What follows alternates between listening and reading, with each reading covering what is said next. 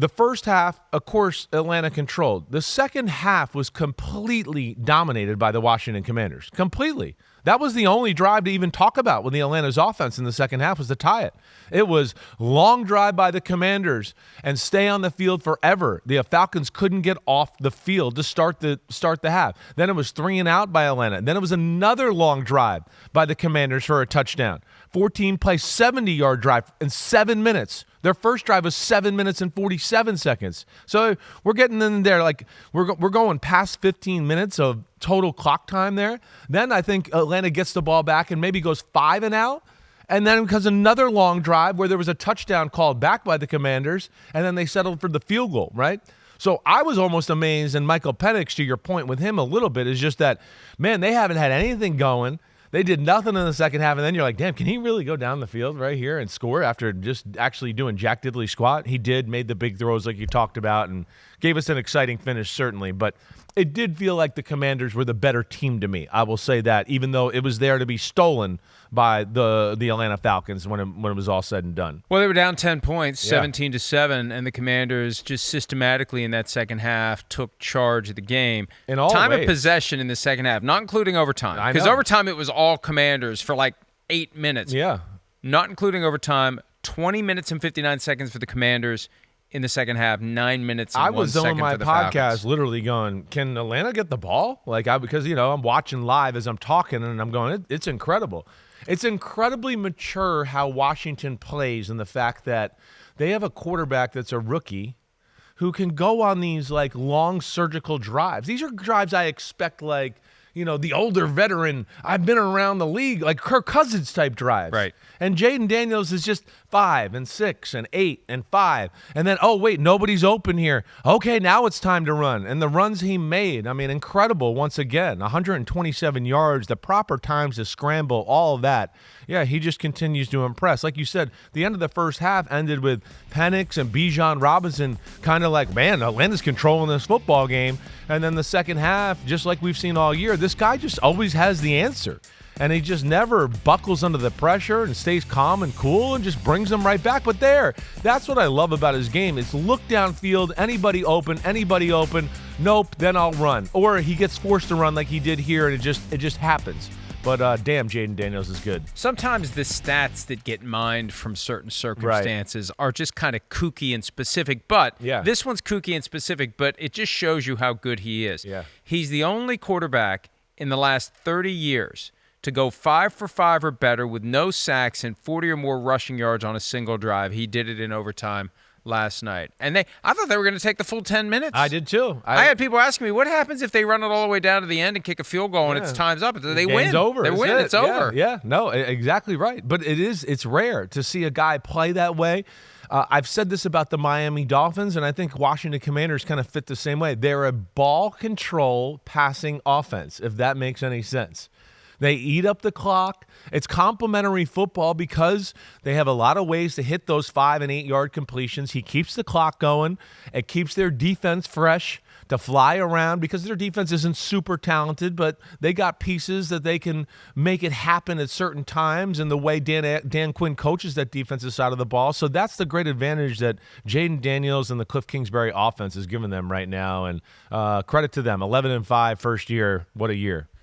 Quiz. Yeah. And you might have seen this if you read PFT, if you waste your time reading crap like that. Yeah. How many games this year? Yeah.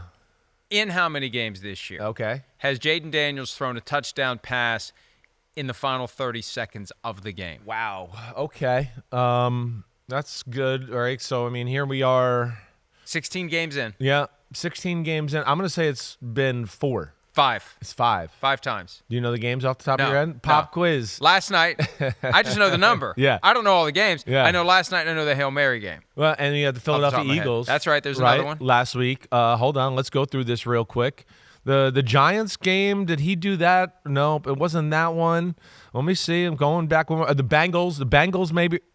Cowboys in the loss. Yeah. When they lost, late touchdown there. And then might have been the Bengals earlier in the year. The Monday night game where we were first like, this guy's for real. Yeah. That was when we all were just kind of like, this guy this guy's it. He threw a He's touchdown him. pass with 2 minutes and 10 seconds, All the right. long one. But All either right. way, to your point, the 5 guy's times. clutch. He's clutch. He's clutch, and he can run, and he can throw, and I keep coming back to all the SEC defensive players at the Combine last year saying, who's the toughest guy you faced? Jayden Daniels. Jayden Daniels. There was no hesitation. They wouldn't even let me think about it. It's just like Jayden Daniels. That's why when teams like give out little tests to players in the college draft and things like that, one of the things that I know I had a few teams go is, who was the best player you played against in college football? Because there's value in it. It's smart to ask that. Right. You know, and the a quicker good they football answer. player is going to know good people, good players, and you're going to have a feel and go, hey, I was on the field. He was different than the rest of us, right? And that's it. There is some value in that. You're right. The SEC guys were amazed by him, and now we're all finding out, and we're all amazed by him. A question that came up in the viewing room yesterday, and I can't remember the context, but it was just basically, if we're doing a redraft, which quarterback goes first? Yeah, well, he wins right now. Is it Jayden? Yeah, there's no question. Now, here's the question I added to it. Yeah. If you flip right, Jayden Daniels to the Bears, Caleb Williams to the Commanders, right, would we be saying, oh, Caleb Williams?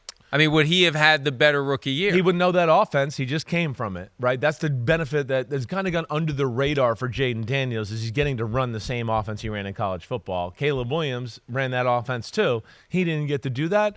But either way, you know, it's hard to tell, and it's not about always this year, right? It's about the whole big picture here, but Jayden Daniels has certainly won that crown. And, you know, to everything we've talked about in the draft and just about every smart NFL guy I talked to, I mean, it was Caleb and Jayden 1 or 2 or 2 and 1 or whatever. You either said way. over and over, Jayden Daniels would have been the number one pick any other year. The consensus number one pick any other year. And there was a number of head coaches that I talked to around the league that they thought Jayden Daniels was the best one, right? And they were like, I think I'd take him over Caleb because they like the running and the size. But he's got it all. And they got a guy down there, and it was cool. I got a chance to spend a little time with him on Friday, which I really enjoyed. He's a great kid. He really is. Well, and he's in the playoffs. Yeah. That happened in 2012 with RG3. They got in that first year. They were 3-6. They won 7 in a row. Now they got to 10 wins, and they might end up being the 6th seed. Yeah. With the Packers having to go to Philadelphia. No, I do think what last thing to say is the Commanders controlling the ball in the second half was huge, not only in the fact of it got them back in the football game, but it got Atlanta out of the ability of the rhythm to run the football with Bijan Robinson. You said it a few minutes ago. I mean, Atlanta was controlling the game at the end of the first half, and it was because Bijan Robinson.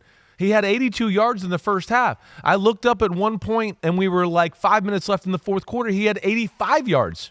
He had gotten 3 yards, but their inability to stay on the field. And then what we've talked about before, when an offense can control the ball, it's sometimes the best thing, the best kryptonite to defend against another good, hot offense. You lose that rhythm.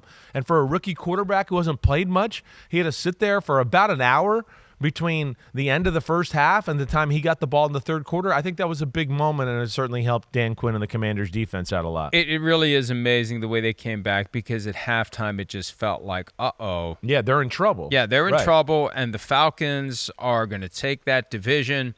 And Jayden had thrown an interception, and you were like, they were driving, and you were like, oh, it kind of feels like Washington's playing good. He threw the interception, which we're not used to seeing them, and it felt like Atlanta took the momentum from there, and you're like, wow, they just controlled from here on out.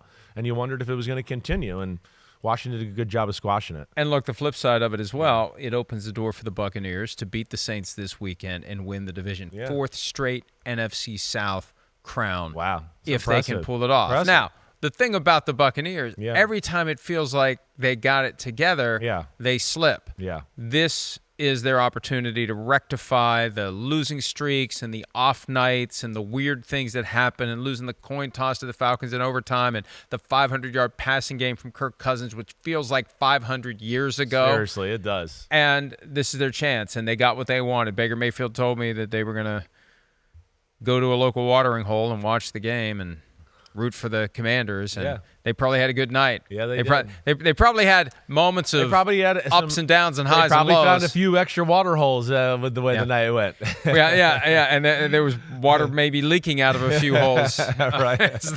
Especially on that last drive, that 56-yard field goal was in the air, because we're so used to guys having the leg. When you saw it was down the middle, you were like, it's going good. In. It's going in. Yeah, just like the long try by Will Reichard yesterday for the Vikings that hit the crossbar. It's like, what do you mean? 56 57-yard field goals don't hit the crossbar anymore. Right. They hit the net. Yeah, seriously. Get in the waiver room. How dare you hit you're short on that one. Hi, it's Mike Florio. Thanks for watching PFT on YouTube. Hit subscribe for the latest news and analysis from Pro Football Talk.